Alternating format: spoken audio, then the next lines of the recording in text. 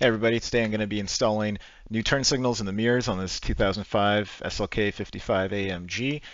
This car is 18 years old, but I think it still looks great, except the one thing that makes it look very dated are these turn signals in the mirrors. I do not think they look very good at all. Here they are in action, and just for the impatient that don't want to watch a 20-minute video, here's what they're going to look like when they're done. A smoked out animated LEDs. Now, for the facelift version of the SLK, they came out with these mirrors, which were common on a lot of Mercedes, and I do think they look more modern. I might install them someday. But these turn signals here are direct fitment for pre-LCI, and they were 30 bucks off AliExpress. So I'm going to install them and see how far they go. One thing I like is on the AMG, the lights on the back are smoked out, the reverse lights and the brake light above the Mercedes logo are smoked out, but the mirrors aren't, and I don't know why they did that. They smoked out every other light, but they left these just looking clear. Anyway, here we go. I put the mirror to the bottom left and pry it out with a pry bar. Then I move the mirror back to center so that I can actually pull the whole thing out. Once you do that, there's two connectors for the heated mirror. They come right out.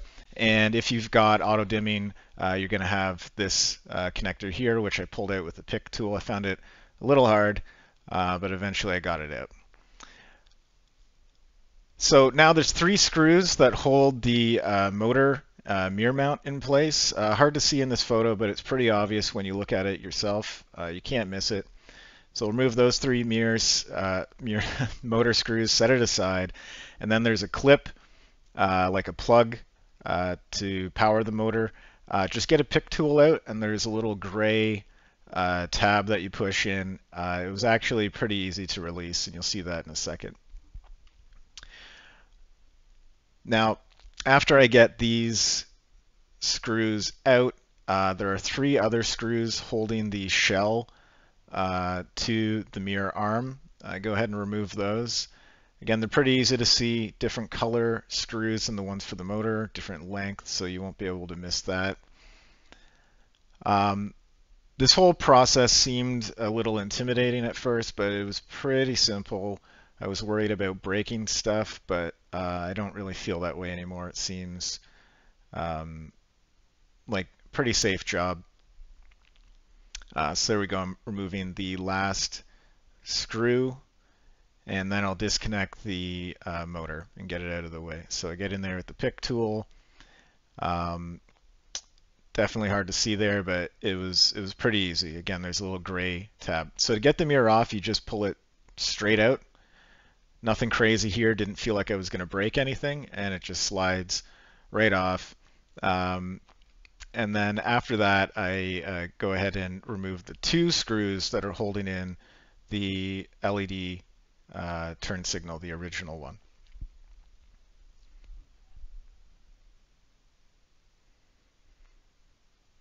Now, I just apply a bit of pressure and it pops inward and comes right out.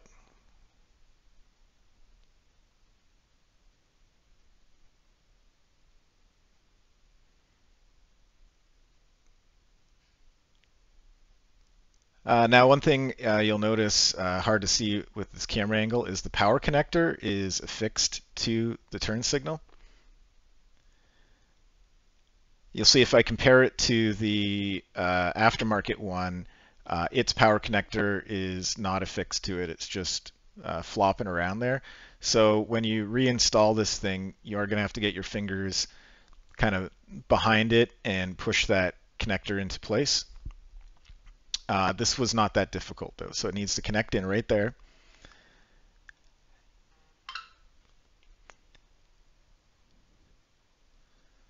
So right now I'm doing a bit of dry fitment. The plug actually has 4 pins, but 2 of them are empty, and it's different on the left and right side of the car, so you just have to look to make sure that your wires are going to line up with the pins. Do a little test run here, make sure everything's working good.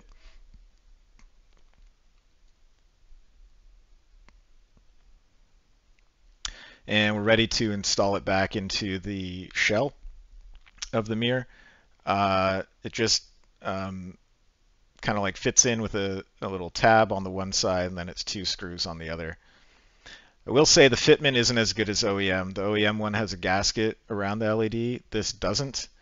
I may have to manually put one there if I decide to keep these.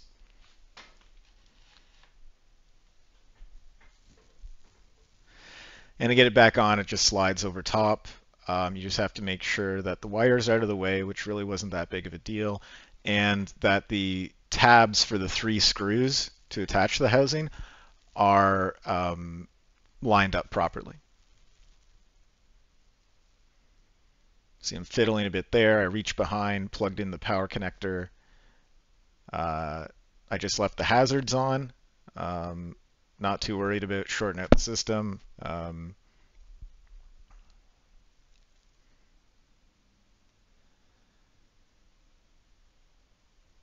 All right, so now that it's lined up, you basically just push straight forward and it clips back into place. It's actually very smooth. Thought it'd be more complicated than that. There you go.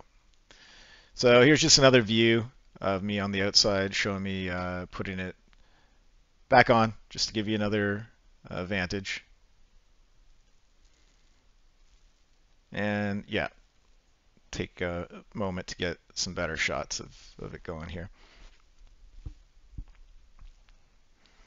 I do like the animation. It is modern. You know, Audi's doing it. Ford Mustang does it. Other cars do it. Now that it's back on, time to install the 3 screws for the shell.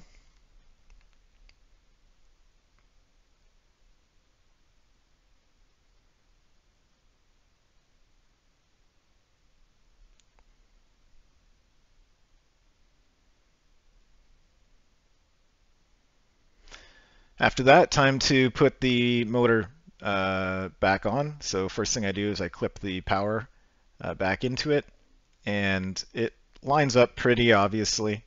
You know, you can't install it in an incorrect orientation based on where the screw holes are, so that's good. One thing to keep in mind is, you know, these things are designed to be taken apart, to be serviced. They're designed to be assembled accurately, so that's factored into how they're laid out as far as mounting holes and all that stuff. So shouldn't stress out too much when doing these jobs if you realize that they're meant to be disassembled. Last few steps, I reconnect the heated mirrors. I taped the top one green just so I reconnected the wires to the same spot. I have a feeling polarity doesn't matter, but I don't know. So just in case, I just marked one of them. And I wrapped the contact on one of them in tape just so they both didn't touch in case that would potentially short something out. Just a little precaution. To line the mirror back up, I didn't think too much about this.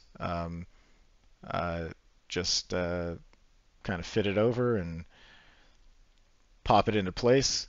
Not shown on camera as I reconnected the auto dimming mirrors. If you don't know if you've got the electrochromic mirrors, the easy way to tell is if there's a thicker black border around the mirror, as shown here. If your left and right mirror look identical, then you don't have dimming on the left mirror.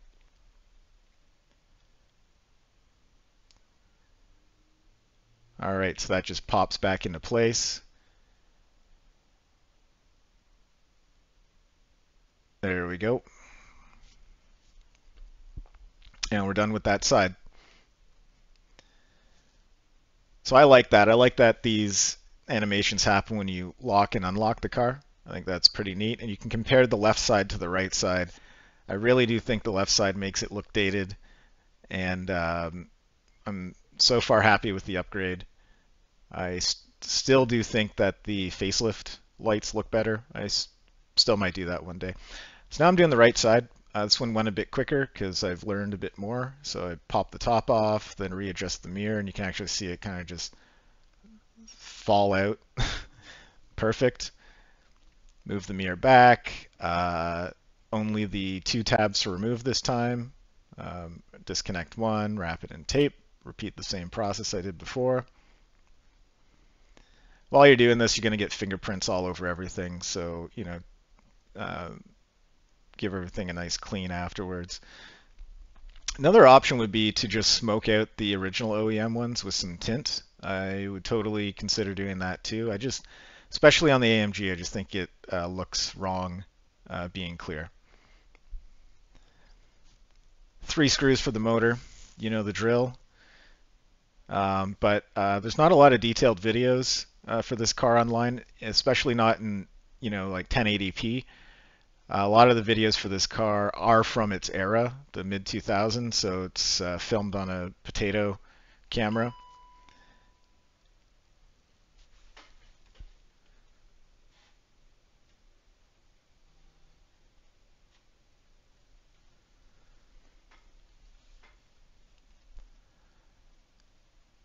All right, motor's out. 3 screws for the housing. Same deal as before.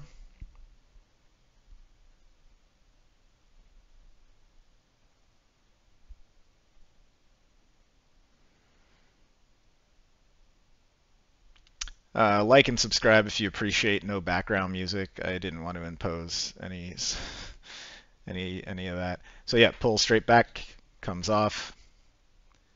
Not intimidating at all. Just believe in yourself. So here's another view of me doing it from the outside, so you can just get a different vantage and see me looking like a weirdo with a GoPro on my head.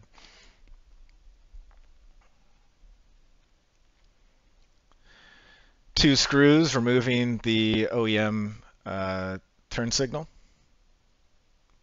Easy peasy. These ones are, so you're using a Torx 10 for everything, except these are like Star or whatever. Be careful not to strip them. They're very soft, and if you use the wrong size screwdriver, you're gonna round it out. New ones pop in. Same deal when installing these screws. Be careful. Don't want to strip the ends. It's pretty easy to do that.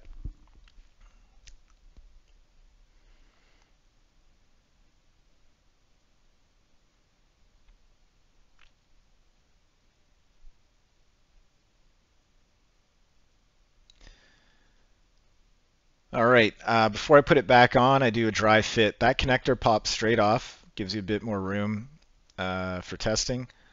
I'm just going to connect everything, um, grab my key fob, click it, make sure things are blinking. I'm good.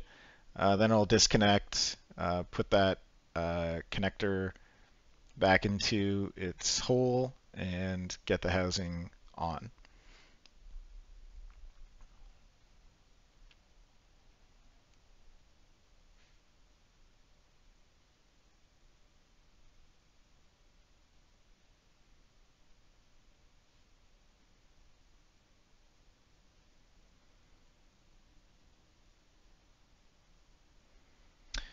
All right, things are looking good, ready to slide it back on. Wires are clear. The 3 tabs look like they're gonna go over top uh, of where they're supposed to. And click. There we go.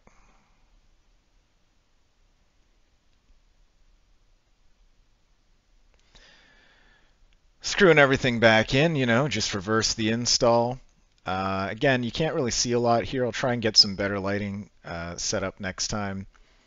Maybe a better camera position too. Maybe a chest mount. But you'll see where the things go. It's 3 screws for the housing, 3 screws for the motor. Again, that power clip.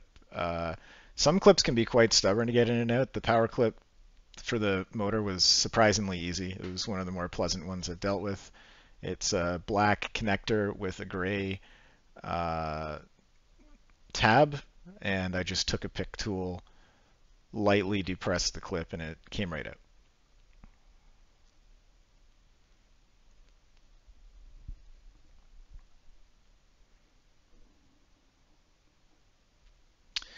Time to get the mirror back on, reconnect the heated mirror wires. These are on pretty tough. I just used firm pressure with my fingers to hold on to the metal part when I was getting it off, and I just, wiggled and pulled a little bit.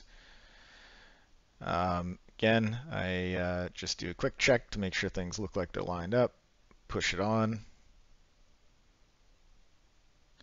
and now we test. So there you go. Here's both working in concert together.